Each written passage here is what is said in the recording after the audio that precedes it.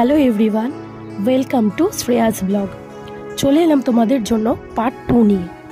যারা যারা পার্ট 1 দেখোনি বা কী নিয়ে বলতে চাইছি আমি পার্ট 1 পার্ট 2 সেটা দেখার জন্য তোমাদের কিন্তু অবশ্যই আমার ব্লগে গিয়ে পার্ট 1টা দেখতে হবে। তো পার্ট 2তে চলে এসেছিলাম মুখ টু ম্যাজিক, যেটা একদম মেনকা সিনেমা হলের পাশেই এসি রেস্টুরেন্ট মাল্টি কুইজিন।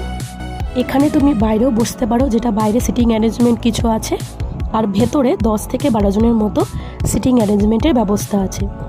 এটা অনেকটা পুরনো ধাঁচের আমলে তৈরি, আর সিলিংটা খুব নিচু। যারা একটু লম্বা মানুষ আছো তাদের একটু মাথা নিচু করেই তোমাদের ঢুকতে হবে।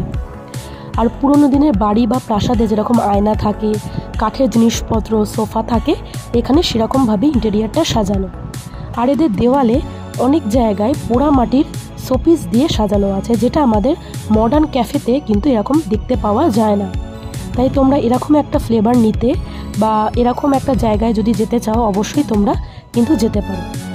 আর এখানে খাবারের কোয়ালিটি খুবই ভালো, আর খুবই অল্প দামে 2 জন বা 3 জনের জন্য সাফিসিয়েন্ট খাবার দেয়, যেটা তোমরা এক বাটি বা মানে 1 প্লেট বা 2 প্লেট নিয়ে কিন্তু 4-5 জনের চলে যেতে পারে।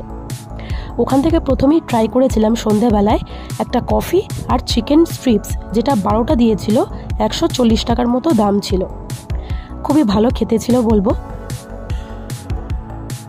তোমাদের এই পার্ট 2টা যদি ভালো লেগে থাকে অবশ্যই কিন্তু লাইক করে দিও, কারণ তোমরা লাইক করছো না। আর পার্ট 3 দেখার জন্য কিন্তু চোখ রাখতে হবে।